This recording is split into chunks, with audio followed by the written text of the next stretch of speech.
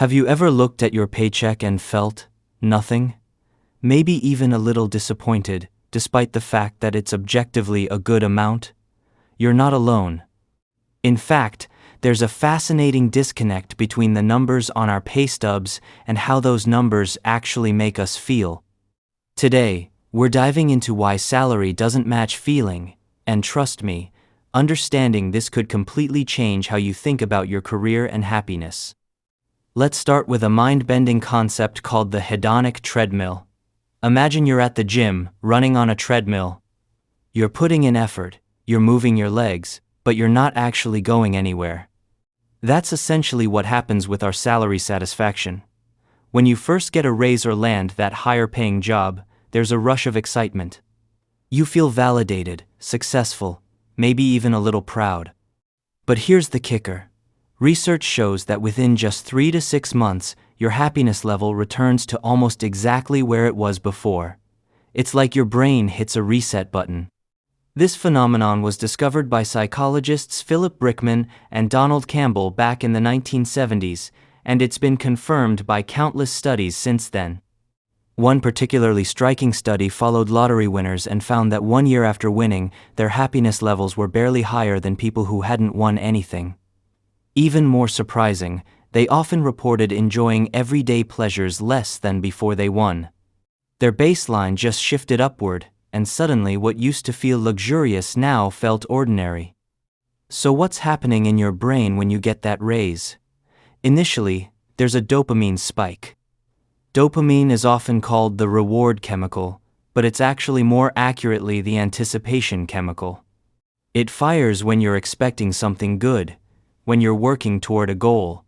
But once you achieve that goal, once the raise becomes just your normal salary, the dopamine stops flowing. Your brain is already looking ahead to the next milestone, the next achievement. This is why people who make 6 figures can feel just as stressed about money as people making far less. The actual number becomes almost irrelevant compared to the feeling of progress or lack thereof. Now, let's talk about comparison, because this is where things get really interesting. Humans are social creatures, and we're hardwired to evaluate ourselves relative to others. This made sense from an evolutionary perspective. If everyone in your tribe had shelter except you, that was critical information. But in the modern world, this instinct can really mess with our heads. You might be making $70,000 a year and feel great about it until you discover your colleague makes $85,000 for similar work. Suddenly, your $70,000 feels insufficient, even though nothing about your actual situation changed except your knowledge of someone else's situation. Social media has turbocharged this comparison trap. We're constantly exposed to highlight reels of other people's lives. That friend posting about their promotion, the influencer showing off their new car, the former classmate who just bought a house. Your rational brain knows these are curated snapshots, not complete pictures, but your emotional brain still processes them as evidence that you're falling behind. Studies have shown that people who spend more time on social media report lower salary satisfaction, even controlling for their actual income level. There's also something called reference point adaptation. This is a fancy way of saying that your brain constantly adjusts what it considers normal. When you were making $40,000, $60,000 seemed like it would solve all your problems. But once you're making $60,000, your lifestyle expands to fill that space. You move to a nicer apartment, you upgrade your car, you eat out more often. These aren't necessarily bad choices, but they mean that your new higher salary creates new baseline expenses. You're not necessarily saving more or feeling more secure. You've just shifted your entire lifestyle upward, and now, $60,000 feels just as tight as $40,000 used to feel. This brings us to a crucial distinction: absolute income versus relative income. Absolute income is the actual number on your paycheck. Relative income is how that number compares to your past earnings, your expectations, and your peers. Research consistently shows that relative income has a much stronger impact on happiness than absolute income. A person who gets a raise from 50 to 60,000 will likely feel happier than someone whose salary stays flat at 70,000, even though the second person makes more in absolute terms. The direction of change matters more than the destination.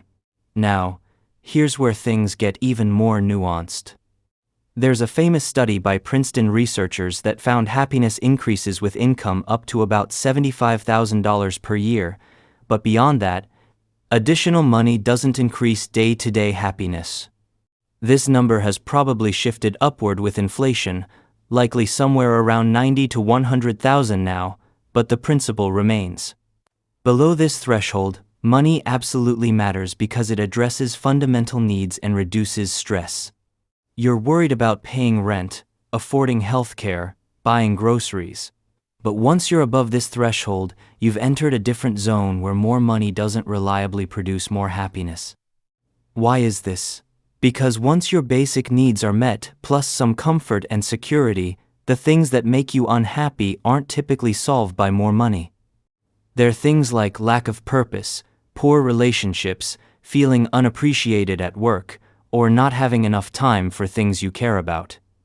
In fact, higher-paying jobs often come with increased stress, longer hours, and more responsibility, which can actually decrease overall life satisfaction even as the bank account grows.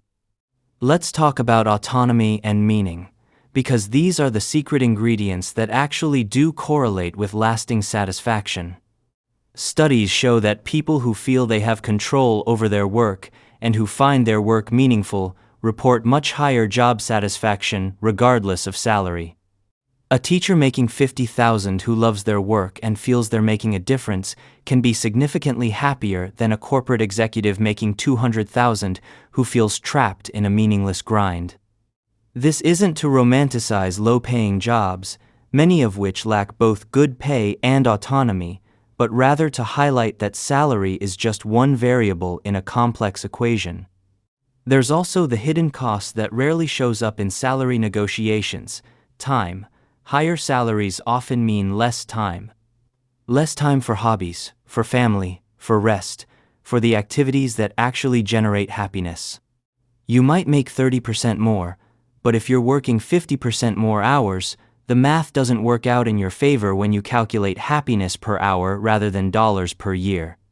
This is why some people who take pay cuts for better work-life balance report being happier even though they're earning less. So, what do we do with all this information?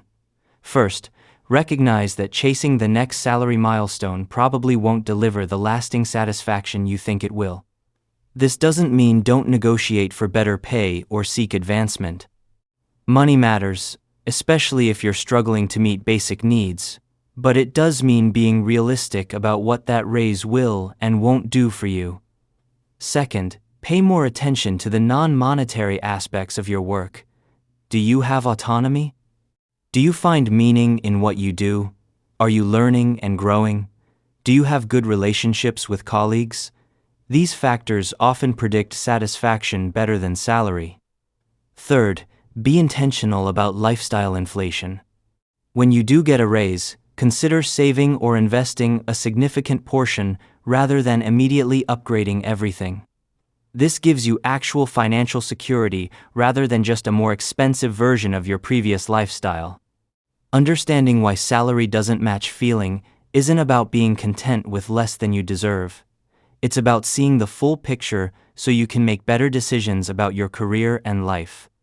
The most satisfied people aren't necessarily those with the highest salaries. They're the ones who found the right balance of compensation, meaning, autonomy, and time. They've stepped off the hedonic treadmill and chosen a path that actually takes them somewhere they want to go.